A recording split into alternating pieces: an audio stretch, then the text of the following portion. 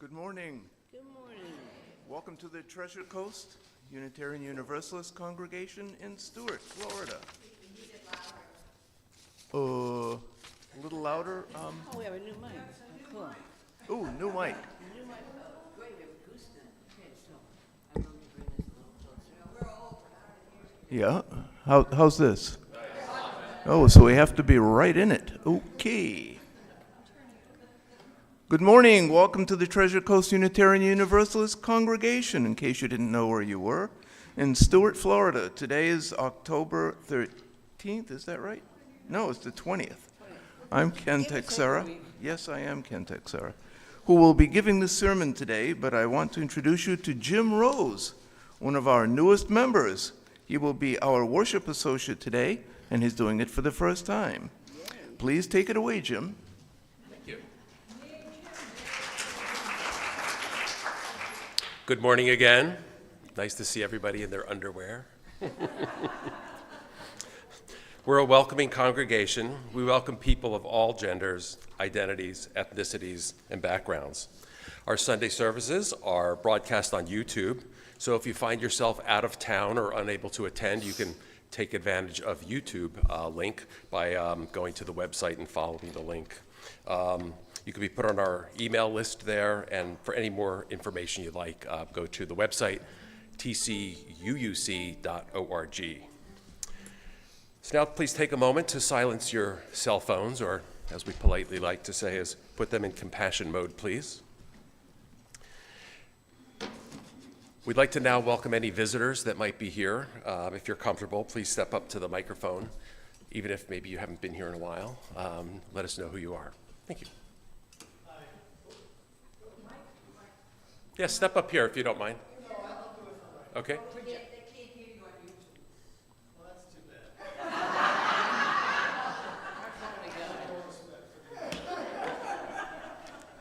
Well, howdy. I didn't expect this, but my name is Tim Foster. I'm visiting from Jupiter. My wife and I raised our family in Unitarian tradition in Rockville, Maryland, and Montclair, New Jersey. We've lived in Jupiter for 10 years. She can't be here. She's in New Jersey at the moment. But I wanted to come and see what was going on here. Thanks, Tim.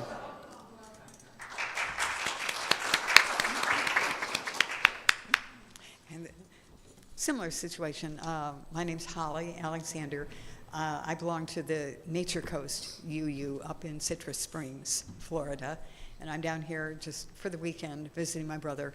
I came several years ago, one of the times that I was here on the weekend visiting also. When I am in a city that has a UU, when I'm traveling, I do like to check out the different congregations.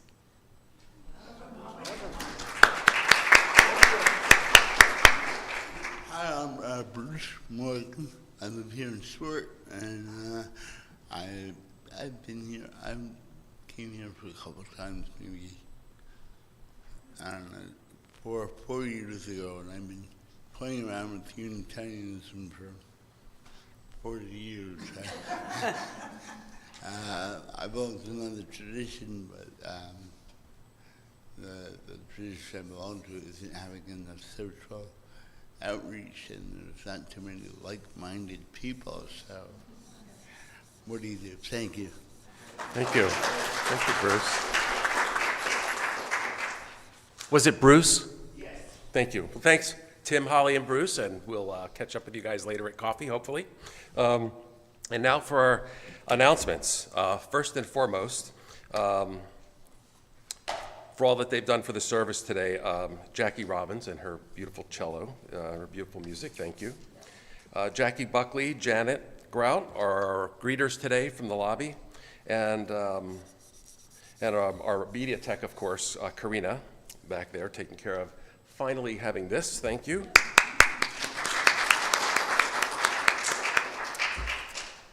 We extend our thanks also to the hospitality team, which is Marguerite, Joanne Leone, and Betty O'Brien today. So, thank you to them. Marguerite is heading up a food collection for the needy in the area, and in the lobby there's a large display. Please bring anything, canned goods, meats, nuts, beverages are greatly appreciated. Next Sunday, the 27th, is Homecoming Sunday, and we'll celebrate the return of a lot of the northern congregants, the many joys of homecoming, with a special lunch celebration in Heston Hall following. So that should be a wonderful thing to look forward to. Small group signups are complete. This program has proved to be a very popular program. There are over 35 people that have signed up. The groups are currently being organized. They'll begin in November and they'll run through April. Make sure we get that right. And if you're a participant on the list, you'll be notified soon, so they'll be beginning in November. And you probably saw the note from Bob in the bulletin announcing the upcoming Planning Our Future Together. It's taking place on Saturday. That's Saturday, November 2nd in Heston Hall. And Bob and Tia have been planning this along with workshop facilitators Jay and Kitty. And the purpose of this workshop is, as it says, to plan for the future of our church together. Within this sanctuary today, I look out and collectively, we have over 2,000 years of wisdom and life experience in the room today. No, seriously, so look around, it's like 2,000 years worth of such a rich environment of people that really like to be here. The purpose of the workshop is to bring this group, this family of people together in one place and mine down into those experiences that people have had through sharing what has inspired you in churches, what has kept you through through your lives. So you're not only invited to this workshop, but you're also urged to attend. This green sheet is the sign-up card, and on the way out today, Jay will have some, and he'll be handing them out. And you simply fill this out with your name so that we can contact you, and you drop it into the basket in the lobby. And this is what we call a pre-read. This gives you some of the information for the workshop, kind of prompt you to think about what you've done. It's kind of a long announcement, but our future, we hope, is going to be also very, very long. So if you can give up a few hours on Saturday, it's 9:30 a.m. is coffee and what we call a little social networking, or a little social time. And then from 10 to around 11:30 is the workshop. So please try to attend. We'd like to see what has worked for you in the past and have that continue in our church. And as always, we'll have coffee in Heston Hall after the service today. And our own Ken Teixeira is on the pulpit today. Ken has studied and practiced Buddhism for over 45 years and has hosted Clear Bell Meditation, an online mindfulness practice.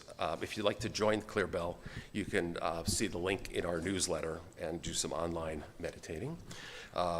He was one of the founders of the Humanists of the Treasure Coast and co-founder of Jensen Beach Zendo. His book, Buddhism in Simple English, The Essence of the Wisdom, is a concise introduction to what is now known as secular Buddhism.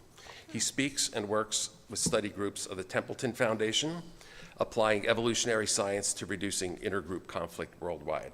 Thank you, Ken. We look forward to your sermon today. Thank you. And now we have our prelude. Jackie, please. This is a prelude from Johann Sebastian Bach. It's the Allemande.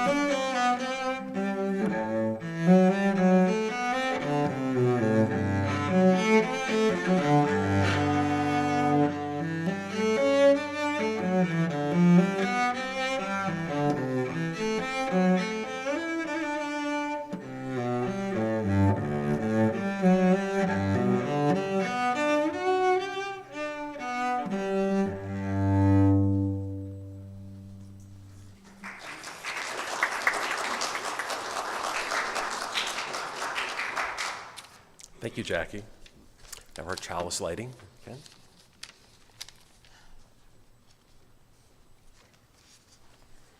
We light our chalice as a beacon, a candle in a window, a bonfire on a hill, a lighthouse on the shore.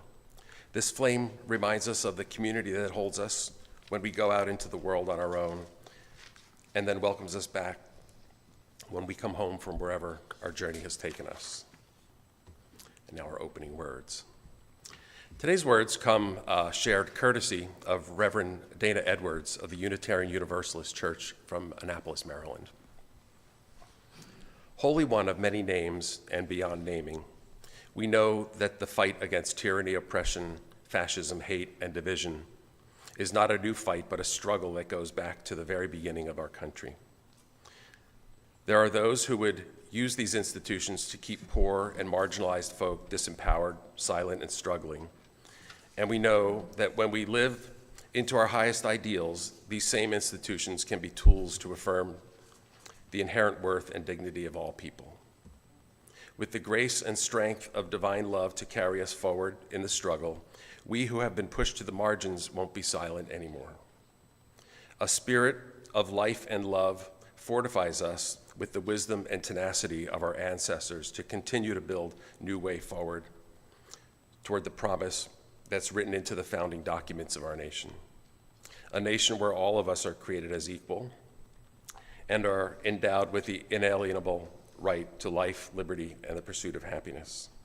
Dana Edwards, Minister of Faith Formation, Annapolis, Maryland. And now it's time for our opening hymn. Please take a moment to find the hymnal.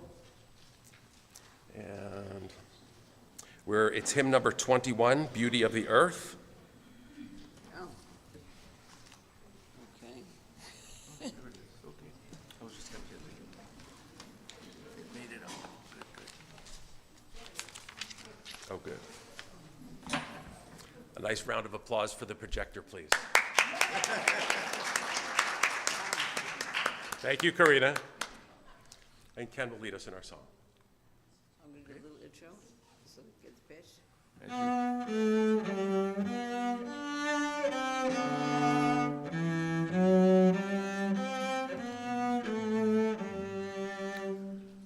For the beauty of the earth, for the splendor of the sky, for the earth from which our birth over and around us lies. Most of all, to thee we raise this our hymn of grateful praise. For the joy of ear and eye, for the heart and mind's delight, for the mystic harmony, linking sense to sound and sight. Source of all, to thee we raise this our hymn of grateful praise. The wonder of each hour, of the day and of the night, hill and vale and tree and flower, sun and moon and stars of light.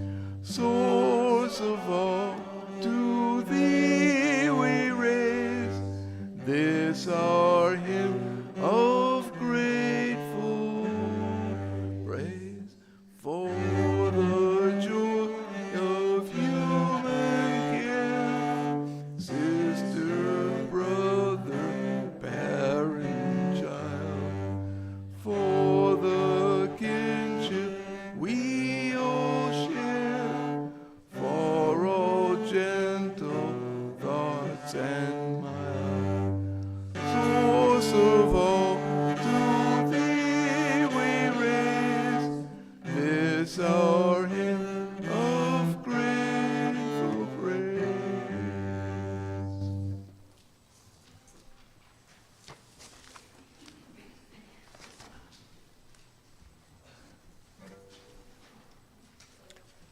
us recite our affirmation, speaking the first verse and singing the second. Love is the spirit of this church, and service its law. This is our great covenant, to dwell together in peace, to seek the truth in love, and to help one another.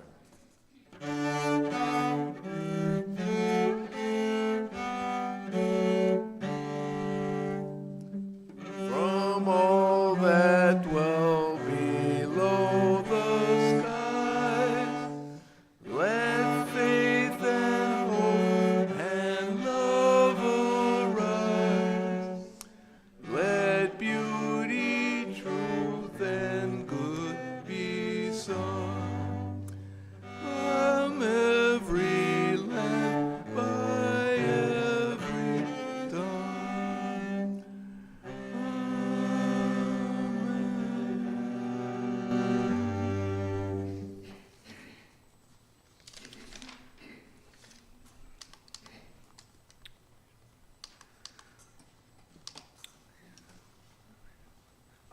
And today's responsive reading will be number 596. I believe it's in your bulletin. Boundless goodwill. Let us cultivate boundless goodwill. Let none deceive another or despise any being in any state. Let none in anger or ill will wish another harm.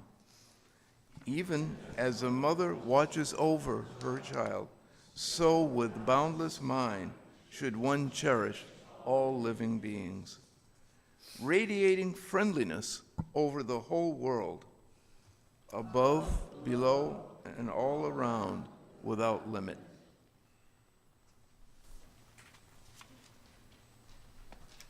Thank you. And now we're going to have joys and sorrows. Jackie, if you'd do the stones. Let us share our joys and sorrows. Please step up to the microphone to speak. Tell us your name. Move a stone in our symbolic river to mark each joy and sorrow.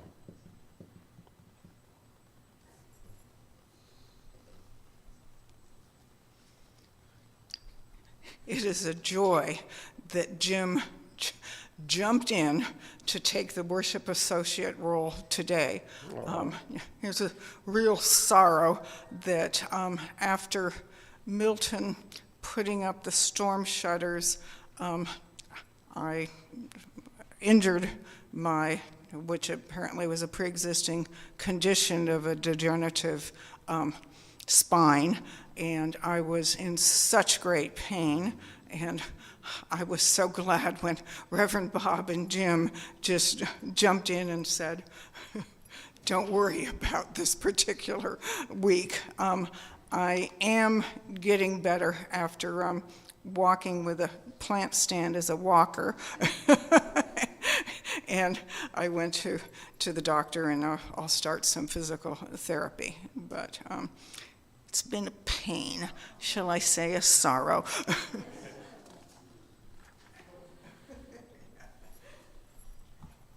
Janet, you forgot the stone. The first time I ever heard a Bach solo cello piece, it was on TV, and Yo-Yo Ma was playing it, and I thought it was amazing that single notes could be such stunning music. But there's another part of that, and that is that in order to put those notes together, nice to see you, in a way that communicates to other people, it takes a really, really good player. And I'm just thankful for Janet and for Bach. Jackie, I'm sorry. And Janet. Sorry, Jackie and for Bach. Because her doing those pieces and other things really just makes our Sundays wonderful. I wanted to bring a message to you from the guitar player from my band, Stubborn Bastards. I know, I said it out loud. And Brian was so sorry that we could not do our gig on Friday, and we will definitely are looking forward to doing that. He woke up Friday morning after practicing on Saturday and had a kidney stone. He was admitted to the hospital, which isn't a normal thing that happens with kidney stones. He has a serious infection, and we don't know when he's going to get out. He's doing okay. I just saw him before I came here, so. But he really felt terrible that he wasn't able to make it, as we did. So thank you.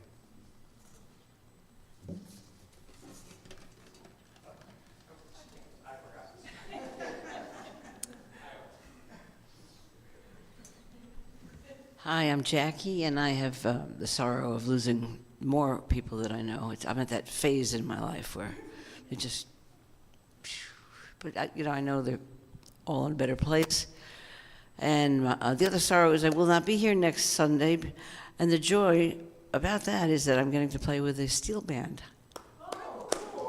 who I will be bringing here at some point after I discover how good it is or how whatever. But it's really a total joy to finally get to play with steel drum players, and and I can bring in some other things to the mix, which they're very appreciative of.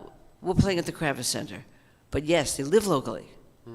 In fact, the woman who was playing fiddle is not an experienced musician, except that she improvises a lot and comes from a different place. So she called me up. We met on Wednesday, this little group, very small.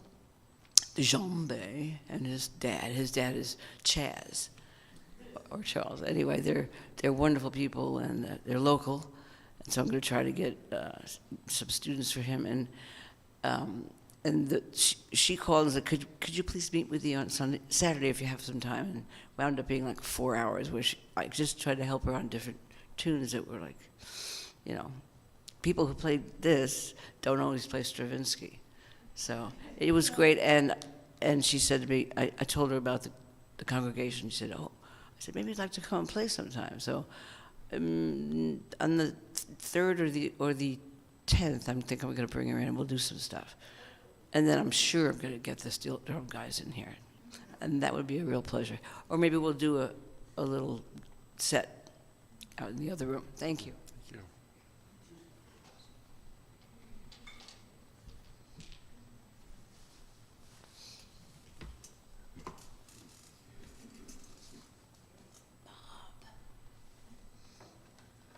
Good morning, everyone. I got another notification from Martin County, and if anybody sustained any damage with this Hurricane Milton and the tornadoes that were spawned from this,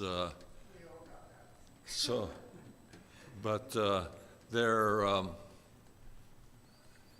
out at the fairgrounds today until 7 p.m. FEMA and a variety of other federal agencies. So you can, if you have a claim in, you can check on your claim, and if you need some assistance, they can provide it. So they're there until 7 tonight. Thank you, Bob.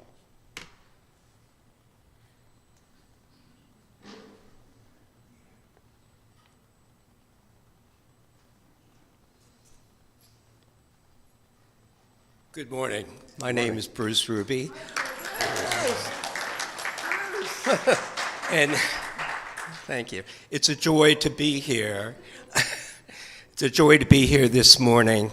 I'm only here for the weekend for a family wedding, but it feels like coming home and seeing so many friendly faces. I still zoom in to the services as many times as I can, so I consider this my congregation, even though I attend First Unitarian in Providence, Rhode Island. So this is a special joy for me, a special joy to see so many friendly faces. Thanks, Bruce.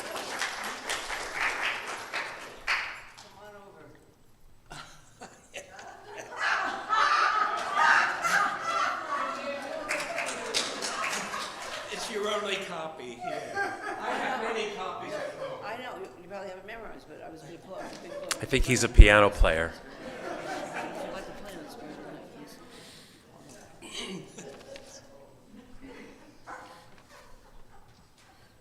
Any others? Tia?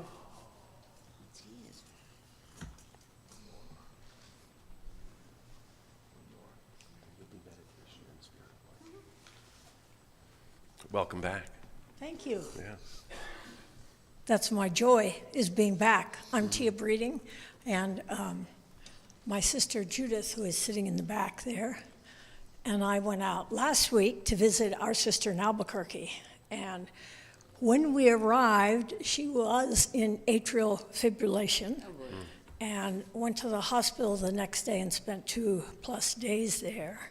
And they eventually got it down enough so that she could be released. So we actually had a few days of regular visit time with her. So my joy is that she is, and then she converted to regular beat within a day or two. So my joy is that at the moment, her heart is doing okay, as well as my joy is that we're back here and that we seem to be all okay. Basically, we have had some damages physically to our bodies and our houses and everything, but we all seem to be okay, and there's so many of us here today, so it's a big joy. Thank you.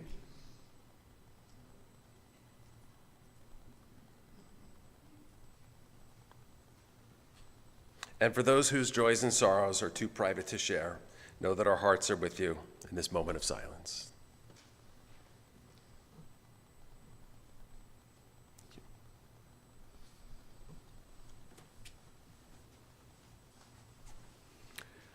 Now we will have a brief meditation.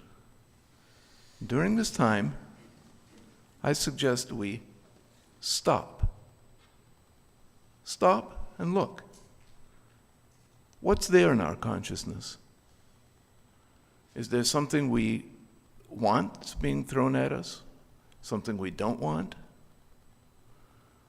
What story are we telling ourselves? Just sit and look.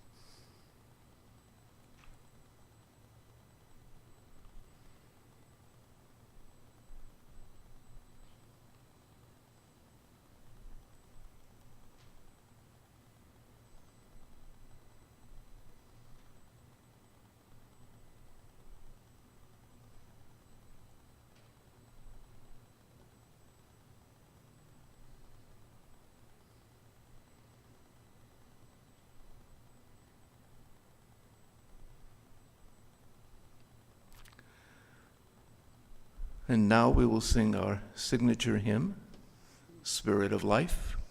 We will hum it first time through and then sing the second. The second time you may stand or sit as you so choose. Jackie?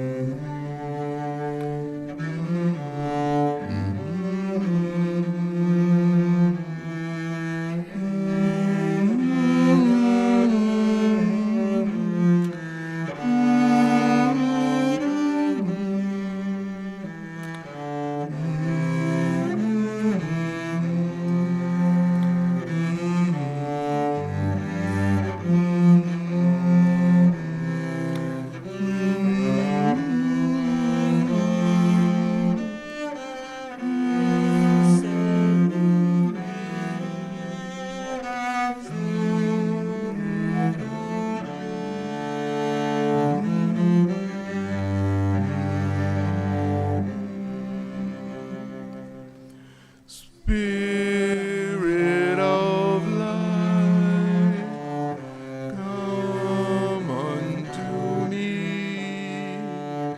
Sing in my heart, oh, the spirit of compassion, flow and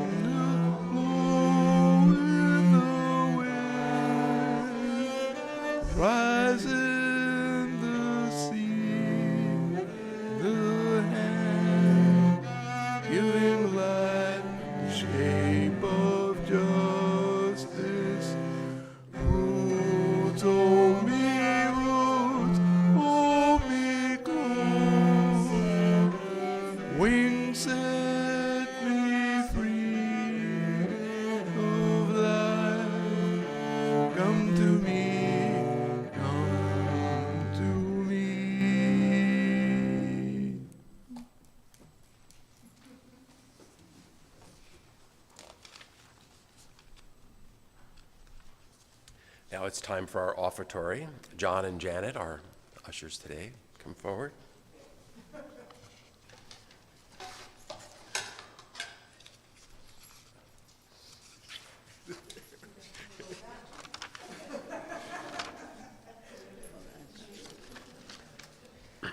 We give our offering as an affirmation, our tangible attention to expand what we want to see more of in the world, our community, and in our lives. We open our cheerful hearts and give to recommit to this place and to this people.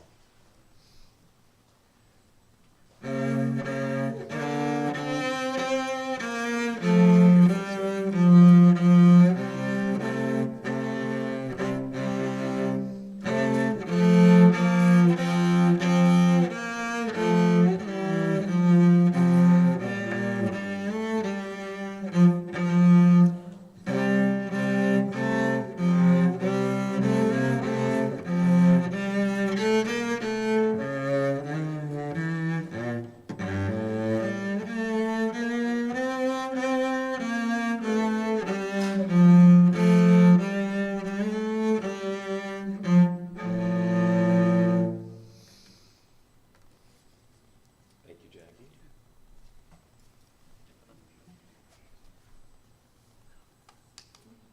And now here is Ken.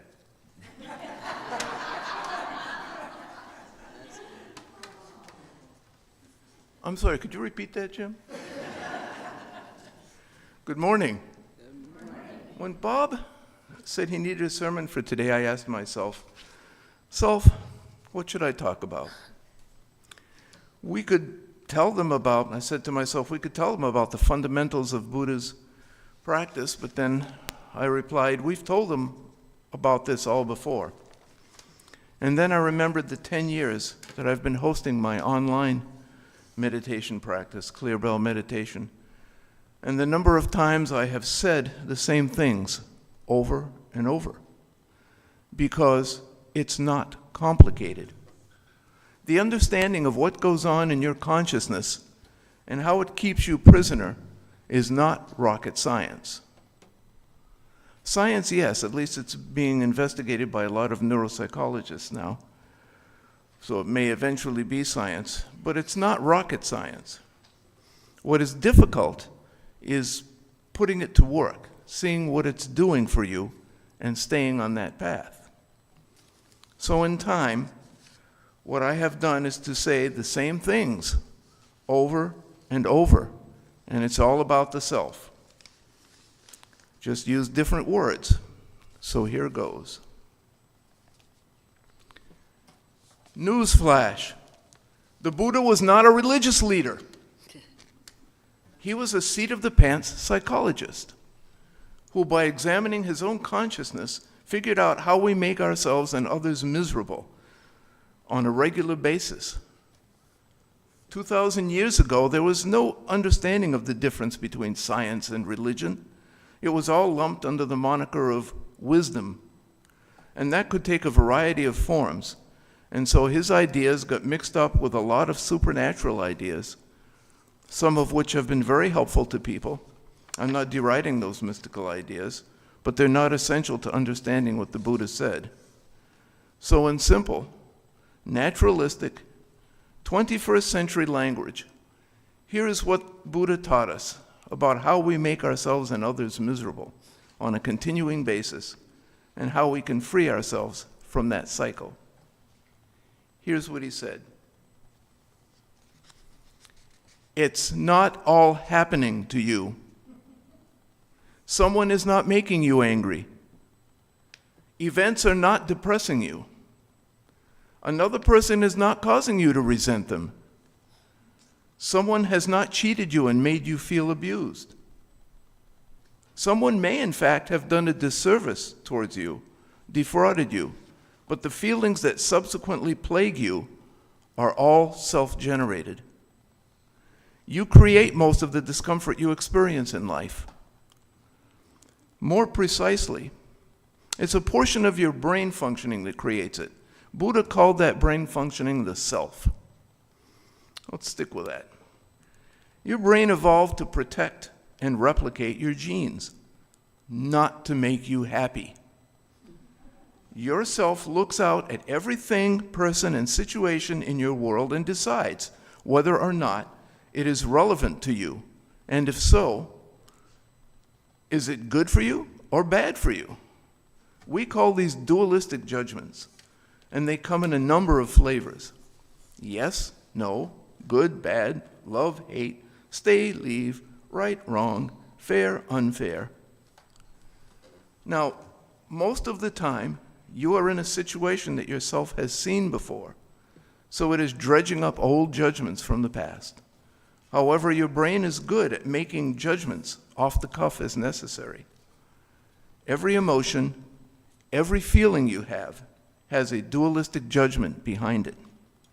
That feeling is how yourself pushes you to execute the judgment it has made. Now, here's where things get sticky. On a few matters that it deems important, yourself pushes you so much that if things are not going as it has prescribed, if you don't have the things it's pushing you towards or are not staying away from the things it's pushing you away from, it makes you feel dissatisfied. That's how your brain pushes you, a sense of constant dissatisfaction. Sometimes this feeling is so strong, you experience a real anguish. But most of the time, it's just a chronic background sense of dissatisfaction. Things like, oh, I put on a little weight. Damn, I want to play pickleball today, but it might rain. Oh, Ken is telling us about Buddhism again instead of one of his nice vacations. Oh, that SOB I can't stand is coming over to talk to me. Buddha called this feeling dukkha. Western practice now calls this dissatisfaction. The practice I host calls this anguish dissatisfaction. Yeah, it's a little wordy, but it hits the nail right on the head. Our self thrusts this feeling upon us in any situation that doesn't precisely conform to its judgments. In any particular instance, we could perhaps have made a better choice, but we were driven to execute a pre-made judgment mindlessly. This process is continuous and it's chronic. And in addition to making us feel dissatisfied, your self's judgments focus largely on your needs. Yes, there are family drives and tribal stuff that is pushing you, but mostly it's all about me. So other people's needs and concerns are not at the forefront of yourself. So we do and say things that alienate others. Conflict occurs. And even worse, the judgments yourself make have a genetic basis. They evolved when we were dragging clubs through the savannas of Africa. That works just great in Jurassic Park, but does not work well here in the 21st century. And to make things worse, even when nothing is happening, yourself pushes you to run over, in your mind, the judgments it has made, over and over, practicing so that you can confidently do what it thinks you need to do without thinking when the moment arises. This is called rumination, or just plain daydreaming. So what do we do about this constant feeling of things aren't right? I want to club somebody, and it's all about me. What's the answer? The answer is insight. You can learn to see this happening inside you. You can develop a consciousness that is larger than yourself. You need to find what we call big mind. You need to find that new viewpoint so that you are not the continuous slave of yourself. So you are not continuously, mindlessly, and reactively embracing and executing its instructions. It starts with simply seeing yourself. Push a judgment and its accompanying feeling on you. You can just see it happen. You would think it would be easy, but that's not the case. That's because your self thinks that it is not in control, that your genes are toast, that it needs to keep you following its instructions, embracing and executing its judgments. Your self will not give up its role as the moment-to-moment decision maker in your life. It doesn't want you mindfully observing and rethinking. Again, I ask, what do we do about this? Well, you did a little something in the brief meditation we had today. You stopped. You stopped getting pushed, ruminating, and you simply looked. This can be a habit. It takes practice. In everyday life, you can focus on the moment, on being here right now. Life occurs in this instant, not in the past or in the future that your self insists on dredging you into so that you can run through its narratives. Stop. Look. Listen. Feel. Both when taking the time to sit and observe your self's shenanigans in what we call meditation, and in just everyday life, apply the RAIN technique. R-A-I-N.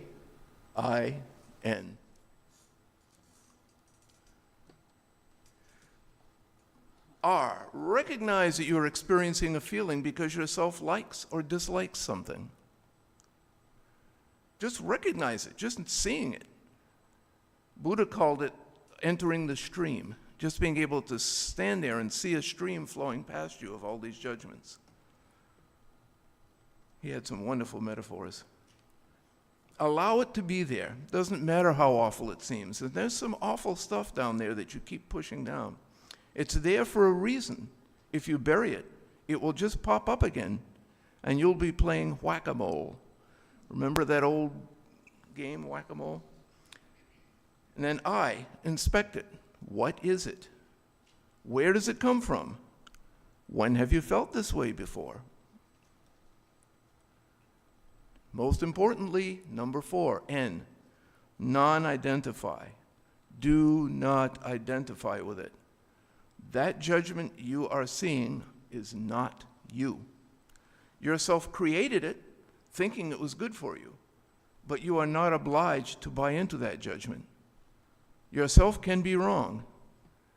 Hold it in a clear, non-judgmental awareness.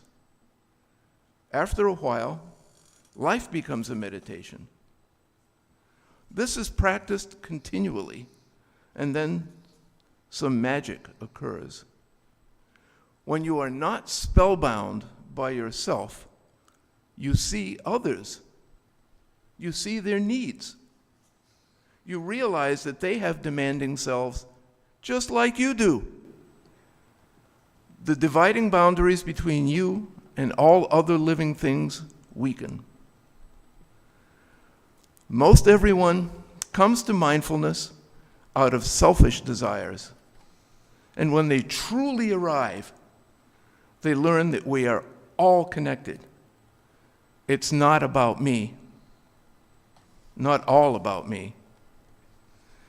I wish you all peace and liberation. Amen.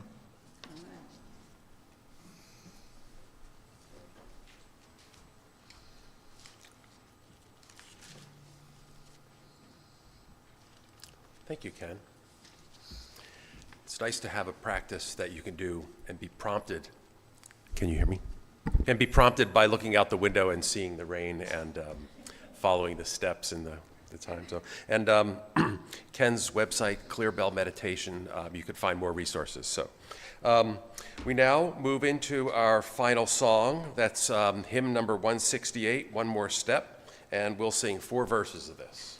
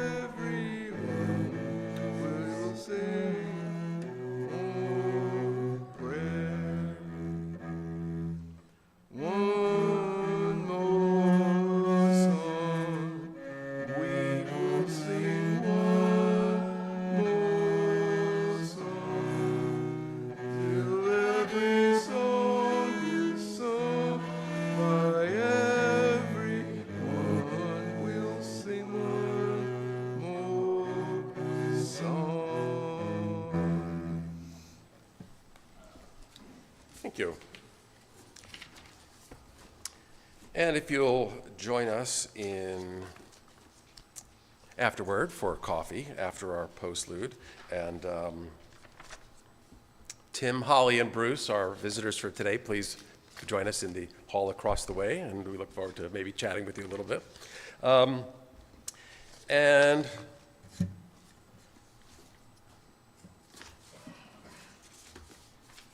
I think Ken mixed up my papers. Only kidding.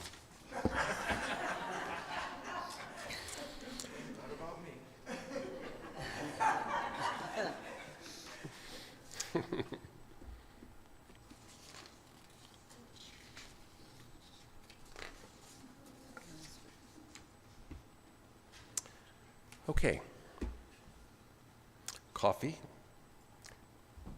Yeah. Okay, our coffee will be across the way, followed by our postlude. And remember to see Jay on the way out for your sign up for our working session. Please, please, please try to attend. It's a one-time thing. Okay, our closing words. We'll close with the Buddhist prayer of all beings. The four immeasurables. May all beings have happiness and the causes of happiness. May all be free of sorrow and the causes of sorrow. May all never be separate from the sacred happiness, which is sorrowless. And may all live in equanimity without too much attachment and too much aversion, and live believing in the equality of all that lives.